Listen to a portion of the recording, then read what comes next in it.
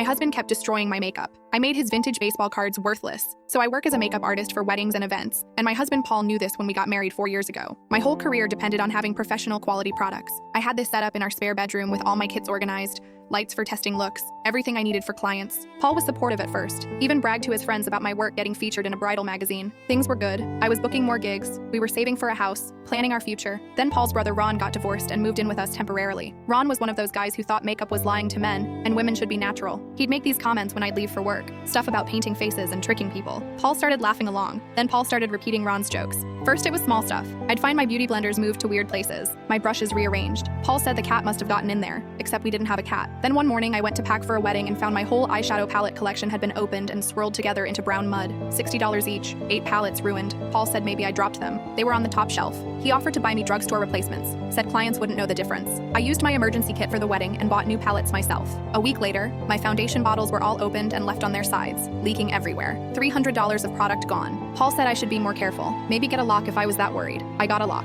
Came home to find the door frame splintered and my lipstick snapped in half. Paul said the door was already broken and he'd tried to fix it but knocked over my stuff by accident. Ron was behind him smirking. My friend Lisa, who's a hairstylist, said I should leave him, but I wanted to know why he was doing this. So I pretended everything was fine and started keeping my real kit in my car. Put cheap stuff in the room for him to wreck. Sure enough, that got destroyed too. Meanwhile, I watched Paul baby his vintage baseball card collection in the basement. Temperature-controlled cases, special gloves for handling, wouldn't even let me dust near them. He had them insured for $18,000. Talked about them like they were his children. That's when I knew what I had to do. I waited until Paul and Ron went to a sports bar for playoffs. Went down to the basement with a spray bottle filled with acetone from my nail kit. See, acetone doesn't just remove polish. It dissolves the coating on trading cards, makes the ink run, basically turns them into worthless paper. But here's the clever part. I only sprayed the backs, just a tiny mist on each one, then put them back exactly how they were. The damage wouldn't show until he pulled them out to look at them. Took me 2 hours to get them all. Then I packed everything I owned except my makeup decoys and went to Lisa's place. 3 days later, Paul called screaming. He'd had a collector coming to look at his cards, pulled out his prized rookie card to show off, and the whole back peeled off in his hands. Every single card was ruined. The coating had bubbled, the ink bled, some were stuck together. Insurance wouldn't cover it because it looked like improper storage, not vandalism. He knew it was me but couldn't prove anything. He threatened to destroy my makeup in return. I told him to go ahead. I'd already replaced everything. He went home and found the decoy makeup I'd left. Bunch of dollar store junk.